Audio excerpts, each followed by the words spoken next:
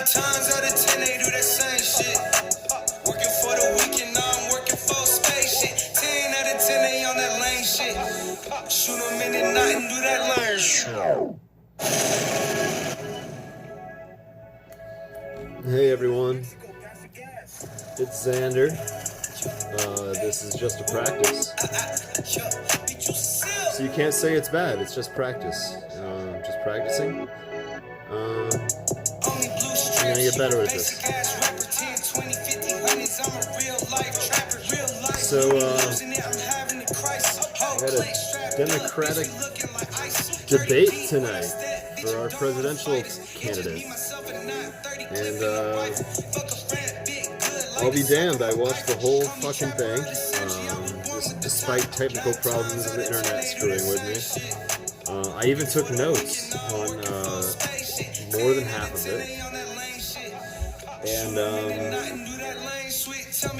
last time I tried to do this, I broke down every, individual, candidate. You know, I did a tier list, fighting game style. I thought I'd mix it up this time. I'm going to go by question and just kind of break down what I thought about the debate and how it went. I will say, just as a preview, CNN does a really good job of avoiding the issues that actually matter and, like, keeping their corporate media narrative going just the way they want it to go. They gave people who are polling at like 1% more time to talk than people like Bernie Sanders, who people actually want to hear from. That bothered the fuck out of me, personally.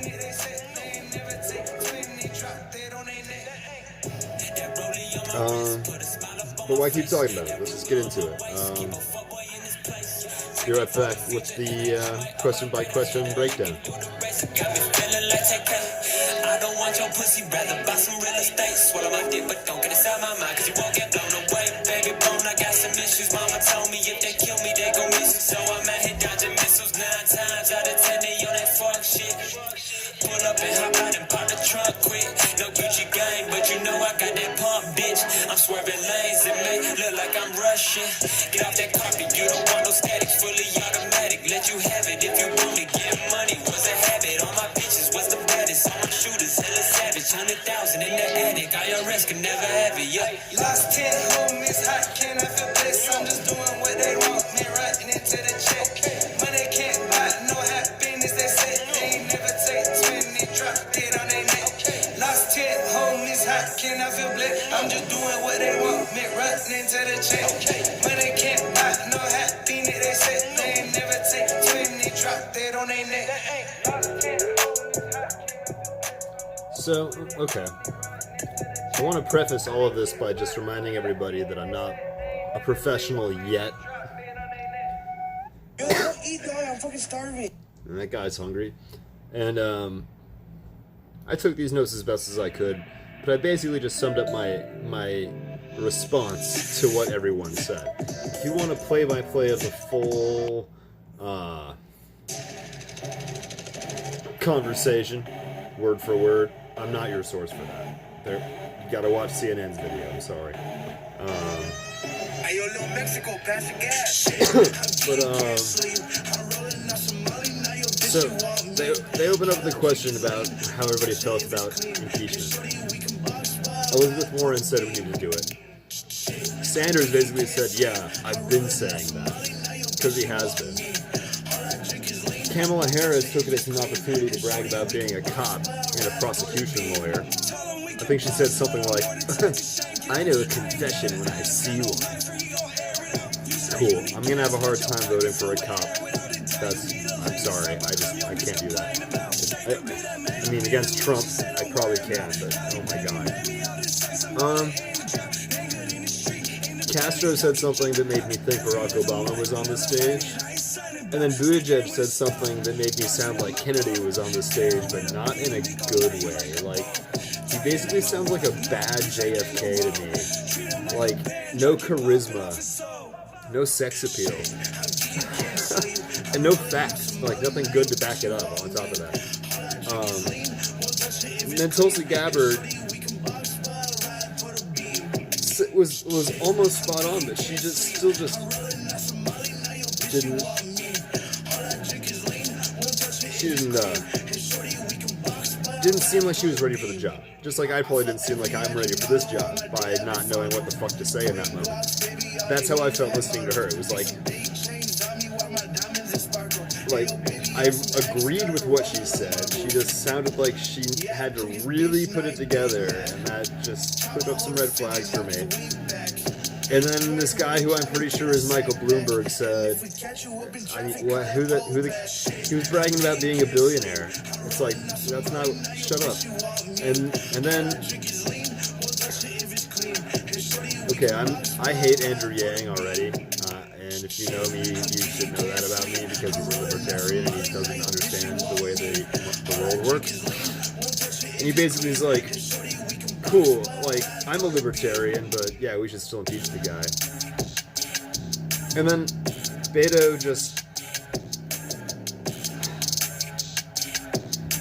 sounds like the local band that opens for your favorite band. You know, when you go to, like, see, I don't know who your favorite band is. Like, I love Converge, for example. They are a heavy, crazy, thrashy, hardcore band they're masterful at the art of that. And when you go see them live, there's always like 3 or 4 decent bands in the same vein opening up for them, you know? The warm-up act that gets you pumped up for the main event. And Beto is like the warm-up act for the warm-up act, in my opinion. He's like the local band that plays for the opening band for the tour, and then you see the headliner. And now that I'm in my 30s, I haven't seen a local band in a few years, so I'm sorry. I'm not sold on Beto or Yang. Then they changed the subject to Hunter Biden and that whole controversy, which is just funny. And Biden just says some sketchy, evasive shit. He basically sounds like what I would expect Trump or Clinton to say when their kids are doing sketchy shit overseas. And then he starts talking about war and like wanting to fight with Russia.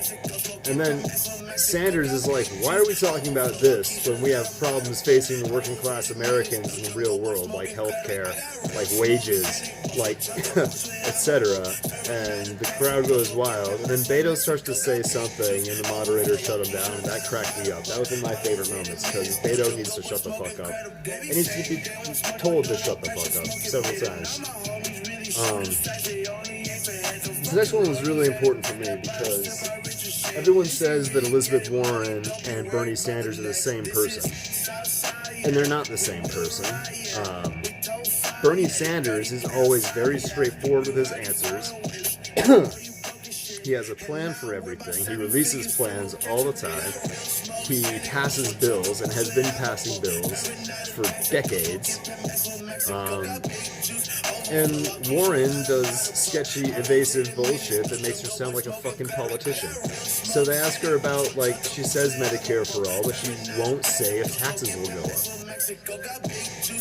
And she dances around it. She says, she says things like, I won't sign a plan where people can't get health care. It's like, well, will taxes go up? It's like, don't be scared. Just explain it. Just explain it. And because she doesn't explain it, she's evasive and dodges it. They pass it to Pete Buttigieg, and she calls her out for being weak and for dancing around it. But then he also just says, oh, but we can't do Medicare for all because people love private healthcare. Nobody loves private insurance. That's fucking stupid. And nobody wants private insurance. They just want to go to the doctor that they already like. We all know that already. So Warren shoots that down, and Sanders then just says straight to the point, I wrote the fucking bill. He always says I wrote the damn bill, but he says I wrote the damn bill. He says, yeah, taxes go up a little bit, but you don't pay out of pocket for medical expenses, which means you're paying less money overall. It's such an easy thing. It's basic mathematics, and it's so easy to understand, and people just choose not to wrap their heads around it. It's really funny. It's really goofy to me. Oh my god. So he puts it all out, and the moderator cuts him off and turns it back to Warren, and she goes right back to dancing around it, saying like, well, we don't have to, but we could, but we don't have to, but we might. And then they cut to Amy Klobuchar.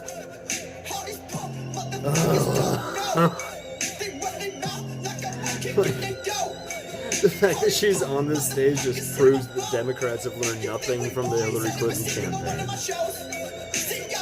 And she's like, no, we have to protect Obamacare.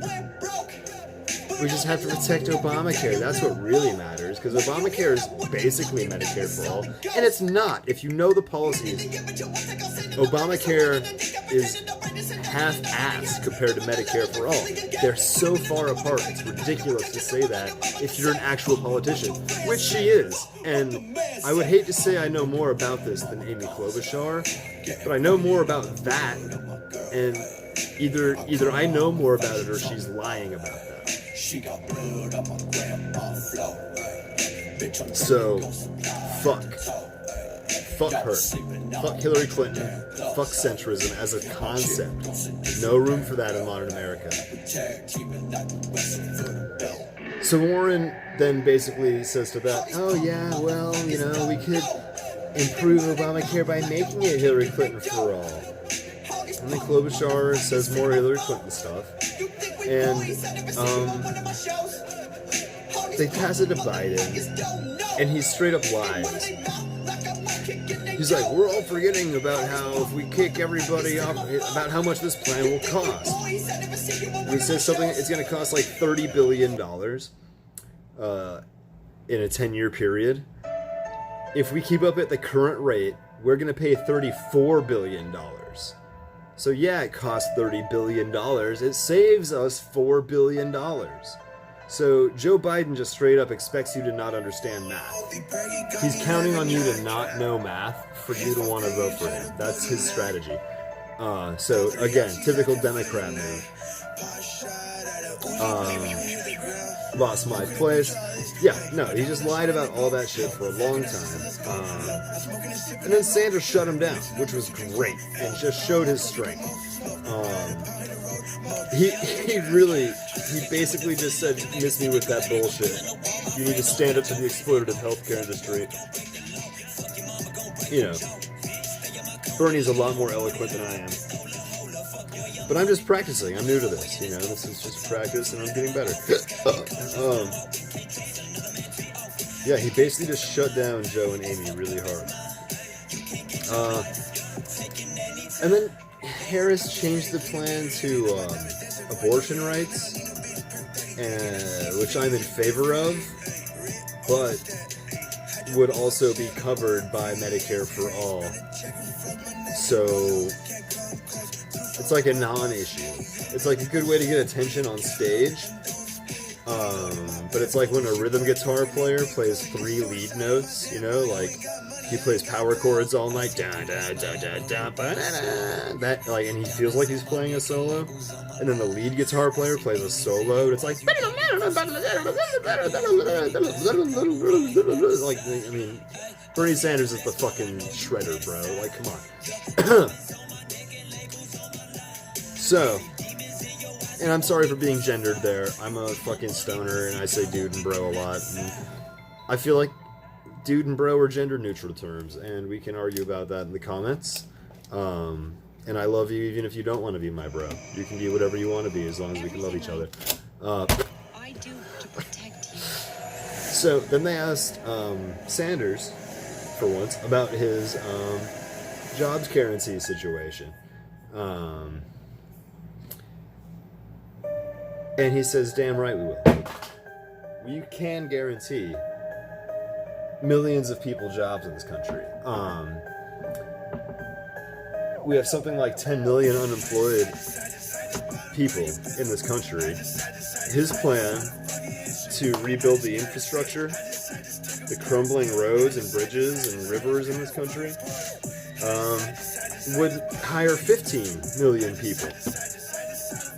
So it would solve unemployment and get everybody else back to work if they wanted. We'd need to get more people from other countries if we needed to. And he mentioned separately that even if we didn't do that, the Green New Deal creates 20 million jobs.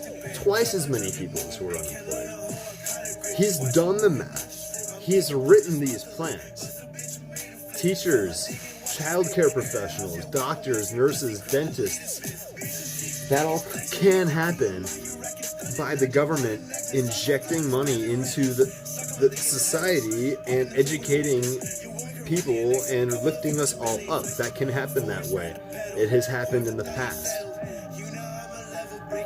And that's his plan. That's why he's the only one who's being serious. Raising taxes on Jeff Bezos and the 1% is all it takes. And it just comes down to math. And it just comes down to making those people who've profited on our hard work and our excess labor for so long finally pay back the society that they've been a part of this entire time and been enjoying the shit out of way more than we have. I've been working my ass off. I don't know about the rest of you. Jeff Bezos just bought a third yacht. It may have been his fifth or second. He has yachts, plural. So if you say his taxes don't need to go up, I don't know what the fuck I can say to you.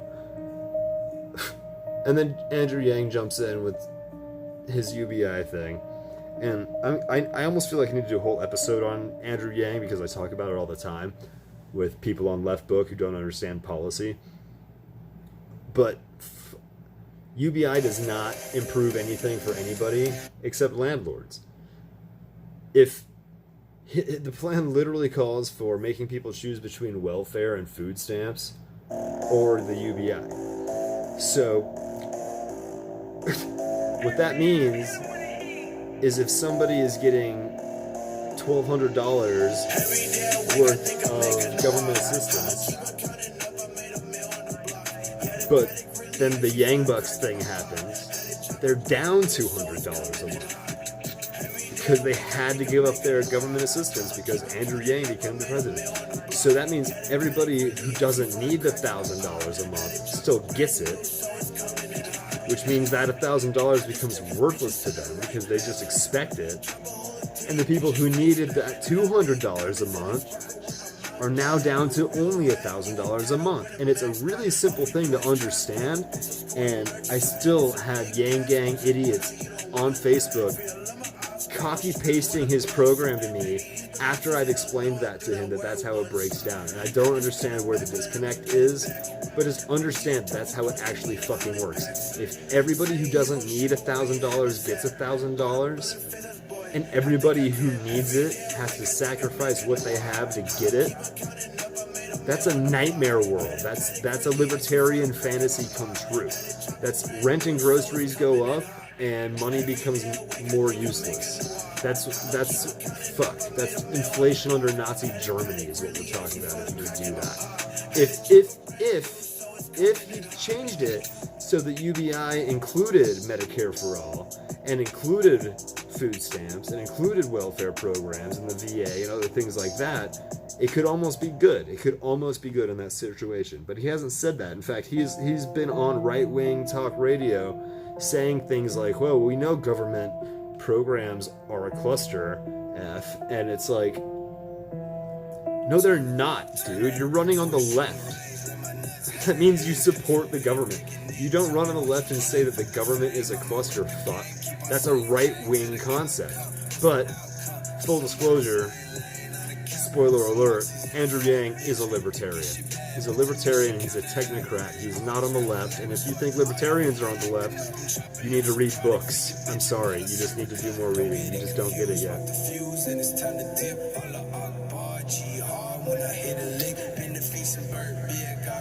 And then Cory Booker chimes in, defends Biden, and then he says healthcare isn't as big of a plan as big of a deal as Planned Parenthood. And again, Planned Parenthood would fall under healthcare for all. They're like healthcare is the umbrella that Medicare, the Planned Parenthood falls under. So for Harris and Booker to both be making this point tonight makes me really worried about either their honesty or their intelligence. Like, do they not understand that Medicare for All would include things like abortion and women's health? Or are they being insincere and trying to trick you into making you think it's two different subjects when it really is one subject, it's one concept? The next question, they started with Elizabeth Warren, and it was about automation replacing jobs. And what she said was pretty solid. She almost sounded like Bernie Sanders, and it was in this brief moment where I was like, oh, this is why everyone says, everybody in the lazy media says, yeah, they're the same person, because she's just saying the same things he would say. And that's not exactly true. It's not exactly what he would say, but yeah, it's close enough that people who are lazy and don't think hard can think, yeah, it's basically the same. Castro basically piped up and sounded like a diet Sanders, like a protege. I'm a fucking walking paradox. And it's like, I feel like if all you were gonna bring to the table is a weaker version of the better candidates, you should have already been dropped out. Like, you should be done. Like, so many of these cats are a weaker version of Sanders, and the ones who aren't are a weaker version of Biden or a weaker version of Warren. And it's like, you know that's where it lands. There's a clear hierarchy here. Like, the polls show it, and just like, I hate to bring seniority into it, but it's like these young tyke 30-40-year-olds going to bat against these politicians who've been fighting since before their parents met each other. It's kind of laughable. There's a little bit of a tangent, but that's what fucking Castro makes me think. And Gabbard said something about how she's not interested in a job guarantee, and that she doesn't really understand. She said something like, jobs don't define who you are. It's your status and who you are as a person that defines who you are. And that is such an entitled, shithead position to take. Because your job does make you who you are, frankly. That's why you're running to be the President of the United States of America, you hypocrite. If your job didn't make you who you are, you would drop out right now and be an activist on the front lines. But your job does make you who you are. That's why you want to be the president. I'm posting shit on YouTube because I want my job to be a guy who posts shit on YouTube. Fuck that shit. That's so stupid. A firefighter becomes a firefighter because he wants to rescue people from fires. He wants to be that person. So to say that jobs don't matter and that guaranteeing jobs to people who want to work doesn't matter is so out of touch. I lost so much faith in Tulsi Gabbard with that one line. I almost had hope for her, and she just completely lost me with that. Again, if it's her versus Trump and that's what it comes down to, she gets my vote because fuck a Trump. But what the fuck? Of course your job makes you who you are. And you would much rather be somebody who fixed the highway than somebody who worked at McDonald's and Waffle House and Taco Bell and barely made rent and died when they were 55 from a heart attack because they didn't have health care. Get real. Oh my god, these fucking... I'm a very entitled person, but I've also had to struggle a lot, so I really have a hard time with entitled people. So then they brought it into the auto industry strike, which I felt like they should have talked about for way longer, and given the questions to better people. Namely Bernie Sanders, who's been he's been striking and working for workers' rights since like the 60s, I think, 60s or 70s, going to marches, you know.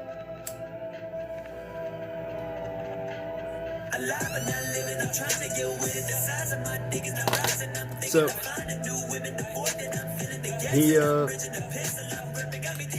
they asked Cory Booker about the auto industry strike. And at first I thought it was Buttigieg talking. Oh no, I'm sorry. I knew it was Booker at first, because he's the one who sounds the most like Barack Obama .2. And he changed the subject to like, maybe we don't need to strike, we just need to higher wages. And it's like, yeah, but that's why they go on strike. But yeah, also, if the minimum wage was just higher, they wouldn't need to go on strike, and it wouldn't have to happen. And then he also mentioned that we need to we need to increase taxes on the rich, which is good. That is true. Because then there will be money to pay for the things that one of the biggest things that people strike for, that unions fight for, is a healthcare program. If the government would just provide healthcare, then the businesses could just pay wages and not worry about healthcare. Holy shit. Win-win, right? You'd think they'd be in favor of this stuff. But, oh, we can't raise our taxes. Oh, no. Then they had Beto respond, and I thought it was Buttigieg because of what he said, and because they are basically the same person. He's like, he basically said, I met with the protesters, and if it's the video that I think I saw, although this could be the Buttigieg video because they are basically the same person, he looked like a fucking fool talking to those protesters. He looked like a man who'd never worked a day in his life, talking to a bunch of real hard workers who are desperate to survive. And it's condescending, and it makes the left look bad when we do things like that. When we send a guy like Beto in there, who's a pompous, spoiled brat with $1 billion, and that's harsh. He doesn't have $1 billion, but he's a rich boy. And Bernie Sanders has some money too, but that's from selling books that he wrote within the last few years. His past, his career has been nothing but helping the poor and the working class. And he still works his ass off every single day. So I see no comparison here. And they didn't even let Sanders talk on that subject. They just said, oh, well, hey, so, Sanders, you said, and this is them trying to be villainizing Bernie Sanders. This is going to be used as a talking point on your like Fox Business and on your MSNBC. This is what they're going to be talking about. The wealth tax. You say billionaires should not exist. What do you mean billionaires should not exist? Because in America, we're all supposed to think that one day we're going to be a billionaire. If we just keep working at our job, one day we'll do it. If you manage that McDonald's long enough, you'll be the CEO. It's not how it fucking works.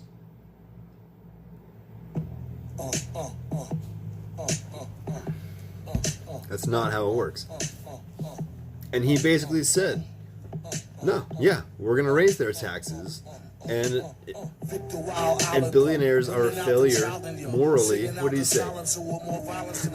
I actually quoted this connection. It's a moral and economic outrage to have billionaires in our society. The billionaire class, whose greed and corruption has been at war with the working class for years. It's true. We work so hard to make them so much more money than we take them. They've got people convinced that $7.15 an hour is an acceptable wage to work at McDonald's, where the CEO, it makes $7,000 an hour.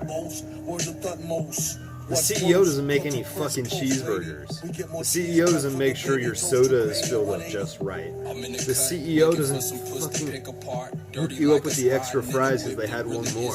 You know what I'm saying? The CEO is not your friend. The worker is. The person you see across the counter could be your friend. That is a person who's in your community. So stop defending billionaires. I mean, I'm pretty sure it's Bloomberg. He says something like, the working class is really cool, and The corporations are so bad. They've really been destroying our country. And it's like, I agree with what he says, but he's also the guy, he keeps bragging about being a billionaire. And I'm like, this would be like knowing a dude who you knew was a serial rapist and listening to him talk about how bad it is to be a pedophile. It's like, yeah, you're not wrong, but you're fucking fucked up, dude. Like, if you're a billionaire and these are your problems, you can solve these problems. You can write checks and solve these problems right now if you have billions of dollars. So instead of that, he's running for president on a field where there are like at least so many people running for president. I didn't even count the heads this time because it was just so many names. I had a hard time keeping them all straight. But, so, fuck this billionaire trying to run like he's a goddamn working class hero. He's never worked a day in his life. His hands are probably softer than your pillows. And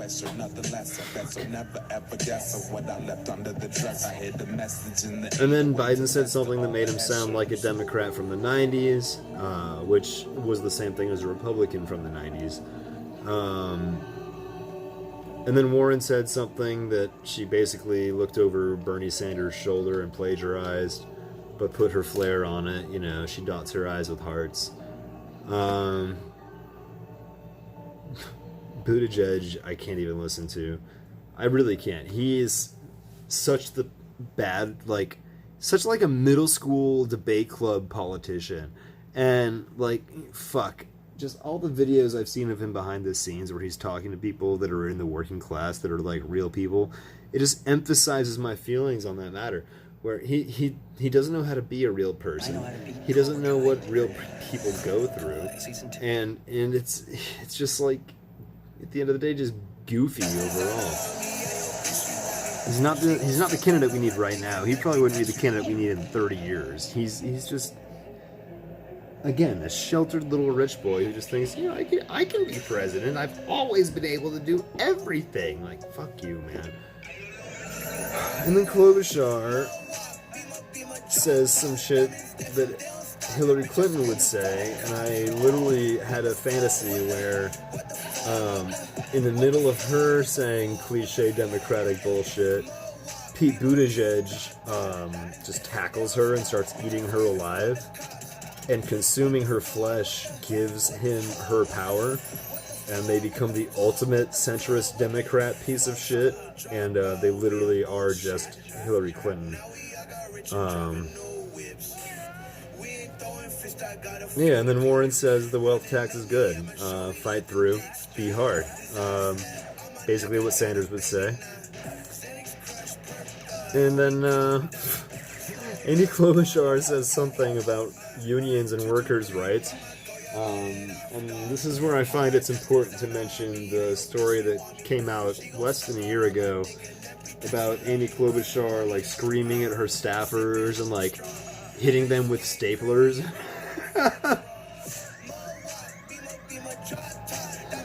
Workers' rights, unless you work for me and you piss me off, because I will hit you with a fucking stapler. So she's full of shit, and nobody should trust her. And they give Harris a really straightforward question about her tax plan. And she completely dodges it and starts talking about something else entirely that kind of contradicts the tax refund plan that she's proposed. Andrew Yang basically says something about why we should trust technocrats. Beto says nothing. And, you can tell just by the state of my notes at this point that I'm really losing interest. So many of these are non-questions getting non-answers. This was my problem the whole debate. A lot of these Democrats just have nothing. They're not standing on anything except, well, I'm not Donald Trump. And it's I'm not Donald Trump either, but I can't fucking lead the country, dude. Give me something to work with, you piece of shit. Warren says that she's trying really hard not to raise taxes, which just scares the shit out of me. her own quote about herself, that she's a capitalist through and through. Then they call on Castro, but Beto starts talking, which really cracked me up. And they cut him off again, and Castro is like, okay. He says something pretty good about why we need to tax the rich. And then Cory Booker chimes in that we all need to focus on Donald Trump. It's like, no, we're talking about policy. We'll focus on Donald Trump during the actual election. You idiot. This is have you never heard of politics? Oh god. I need a quick break before the next one because it's just too much for me. Hold on a second.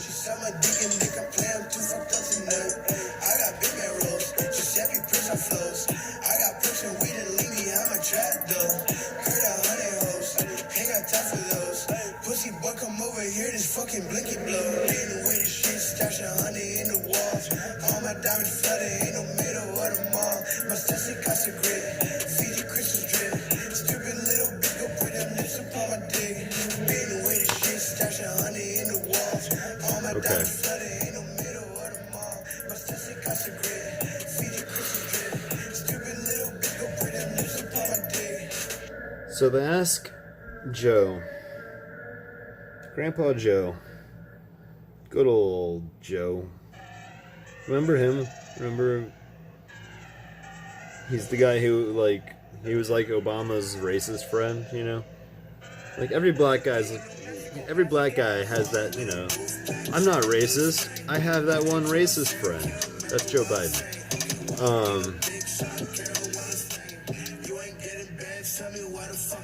They ask him about Syria. And what Donald Trump just did in Syria. And Joe starts talking about Iraq, then coughs really hard and says Syria. And then he starts talking like his fucking fake teeth are falling out, like we did last... Oh my god. The guy needs to drop out. He's falling apart, and he doesn't know what he's talking about. He's an old school politician, and that's not what anybody's looking for. We don't want the 90s to come back. We are looking forward to the 20s being cool as fuck. And, like, I don't know why that's hard to grasp. Like, it's been 30 fucking years since his heyday. Then Gabbard said a pretty good speech about why the whole regime change in the Middle East thing doesn't work. And called out Warren for increasing Trump's military budget, which is effectively why this is happening. And that's something that you should know, because Elizabeth Warren did say that Donald Trump should have as much money as he needs to drop as many bombs wherever he wants to. So when she says that the president is a madman that needs to be stopped, she signed the bill to give him war machines, so I don't know if her actions will ever stand up to her words. I'm already doubtful that she's an honest person. And then she speaks to that. She doesn't admit that she signed for Trump's budget, but she condemns the shit out of him. So, you know, again, she's like my second pick after Bernie.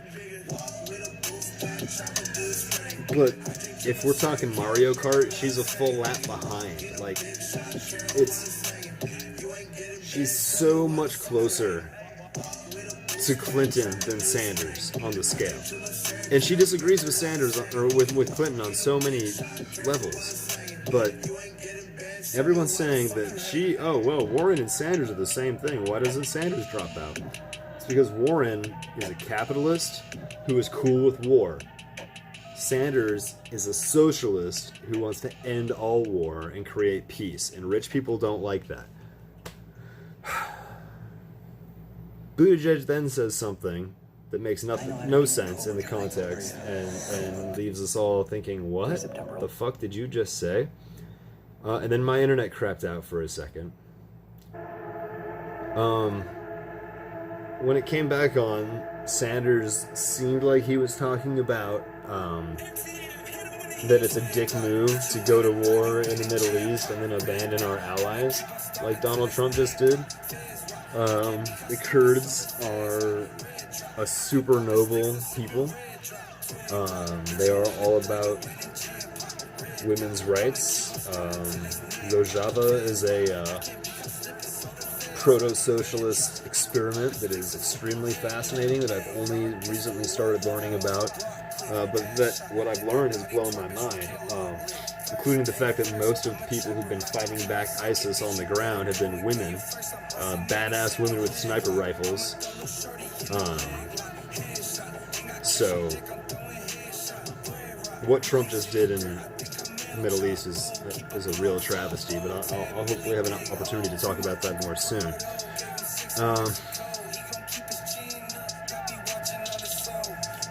I zoned out because Buttigieg was talking again, and the guy is clueless and stupid. And then Klobuchar started talking, which is like, I'm not voting for Hillary Clinton, I'm sorry. Shut up, Klobuchar, you shouldn't even be there.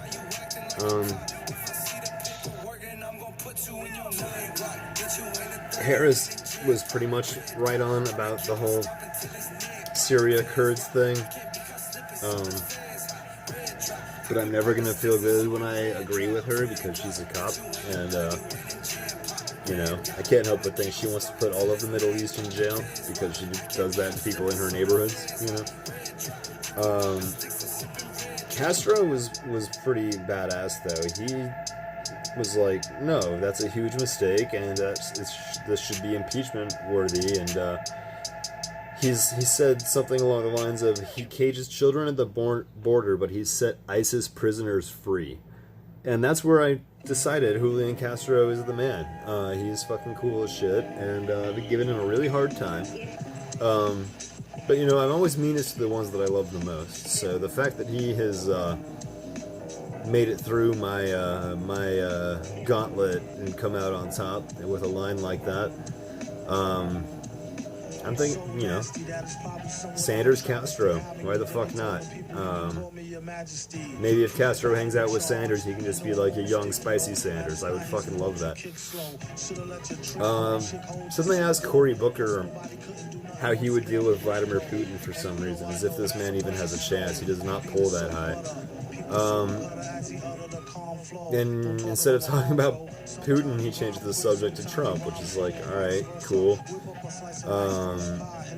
And then fucking Biden does it again, where he fucking mumbles really hard and says, like, Syria, I mean Iraq and Syria and Afghanistan and the Ukraine. Like, he doesn't know what the fuck he's saying. And I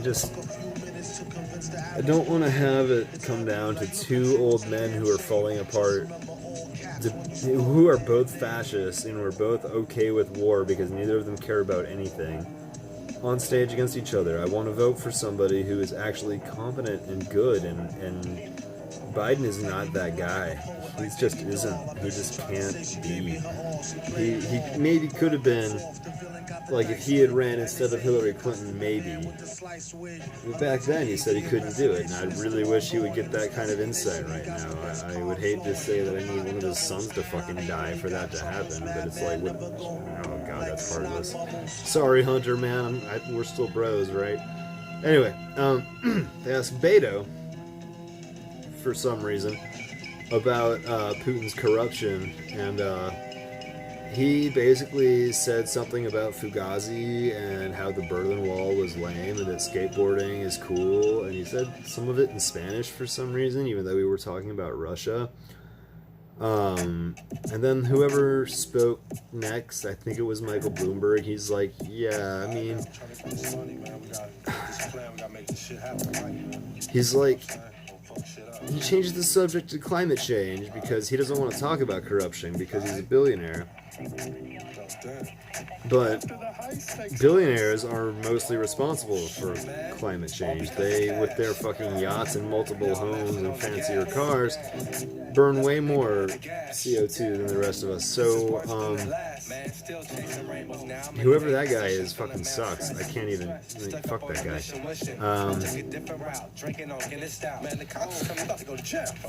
And then I'm pretty sure they turned it to Andrew Yang. I'm pretty sure he said something about, like, if Russia keeps doing this, then this will be an act of hostility. We will treat it as such.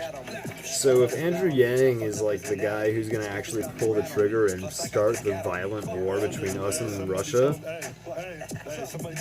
yeah, he's way further to the right than any Republican candidate we've had ever. Which is what a libertarian would do. So cool, man. Thanks for proving my point, Andrew Yang. And then Klobuchar started talking, and I kind of started to lose my mind. And then Beto started talking about guns and how we need to take guns away from everybody. And I'm thinking about just historical evidence of how that exponentially harms minorities and ostracized communities more than it does rich white communities. And how oftentimes when this happens, the police use it as an excuse to kick in doors and imprison people, and it becomes the beginning of like a new, different, scary form of fascism. And this is about the time where I really kind of lost my mind. It's like, this is I'm really trying hard to be a professional on these podcasts, and you know, I watched like the Young Turks and the Majority Report, and even the Chava Trap House, where they're like getting wasted and doing drugs the whole time, but they're still like way pro while they do it. I'm not there yet, and I'm gonna admit that. And this is where I stopped taking notes on my laptop and grabbed my hoodie and my jacket and fucked off to Waffle House so I could eat some sugar while I listen to the rest of this. And hold on, let me pull up my my quotes to keep track of what I was doing from then. I was posting the hot takes onto Facebook because if you didn't know, I am a 75-year-old woman trying to keep in touch with my grandkids. My first Facebook post is also the same as my last note, where I say that, holy shit, Yang wants to start a war with Russia, so that's cool. They were all talking too much, and they kept saying, "Thank you, Senator," which, from now on, if anybody is talking to you too much, say, "Thank you, Senator." It's hilarious, and you need to do that. It's the right thing to do. It's the cool thing to do. And they'll probably laugh and be flattered that you would call them a senator. So just be cool and rate, you know. So I'm skimming through the rest of the debate now because I don't want to be here for as long as the debate took, and I've already taken almost an hour on this. God, no wonder my throat hurts.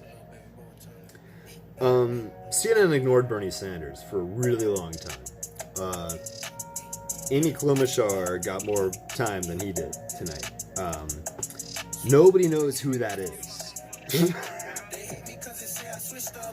I barely know who that is.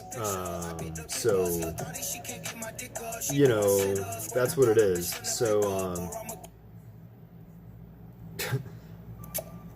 that drove me fucking crazy.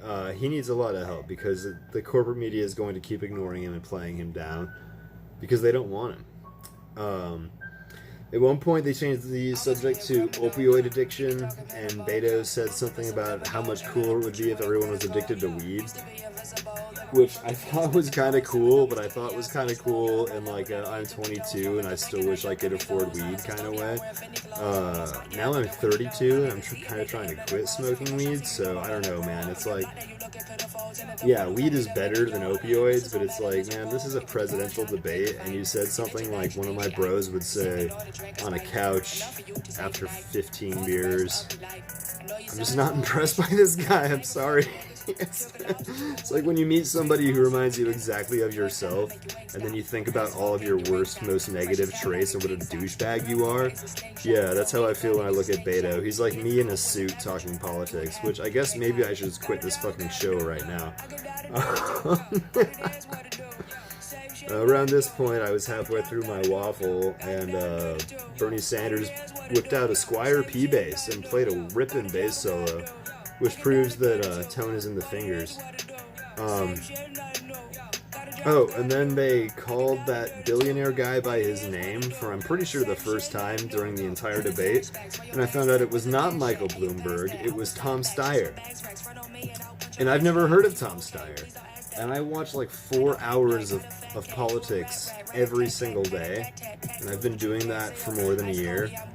And I didn't know this fucker was running for president, and I thought he was Michael Bloomberg this whole time.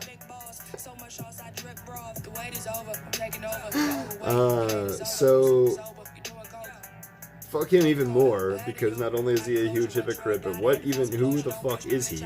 Oh my god. Then Biden said some bullshit, and Sanders shut him the fuck down. I wish I had the clip on me. Maybe I'll edit it in here in post, even though I don't do post because it's just a practice. Maybe I'll do a professional one eventually.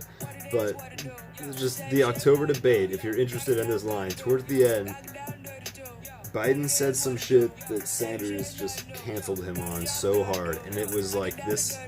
I was just picturing him against Trump, and just I think he's the only one who can stand up to it. I feel like they're both from New York. They're both no-nonsense people, but the difference is Trump is an evil, careless, ignorant, no-nonsense person, and Sanders is a smart, compassionate, educated, no-nonsense person. And I feel like he will just cut through him like hot knife through butter, man. And if you want proof, watch that part. I'll get timestamps for you if you ask for it in the comments. There was a brief argument between Jack Johnson and John Jackson. Sorry, Buttigieg and Beto. I couldn't tell them apart. They were both saying the same thing, but they were arguing for some reason. It was bizarre. And then Joe got the last word, and it made me think of when my grandpa started losing his mind, like when he was just like, oh, he's really mad that he can't find his keys. Oh my gosh. Oh no. And yeah, it was really bad. It was really bad. There were a few other highlights that I took notes on. Sorry, one sec. Oh, yeah. The closing question. CNN, in all their centrist glory, made a big deal about how cool it was that Ellen DeGeneres and George W. were caught hanging out this weekend. Even though that wasn't cool, and that was hugely controversial, and most of us fucking hated that. So they were like, who is your most unlikely friend?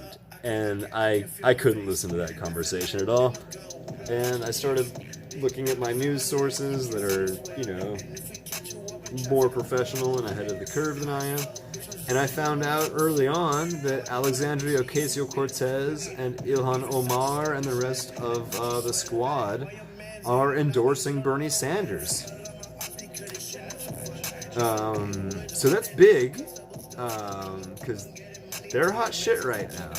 And left is best, and I think everyone's realizing it. So, that's it. I've gone on too long. This was just a practice. You can't say it was bad. Sanders 2020.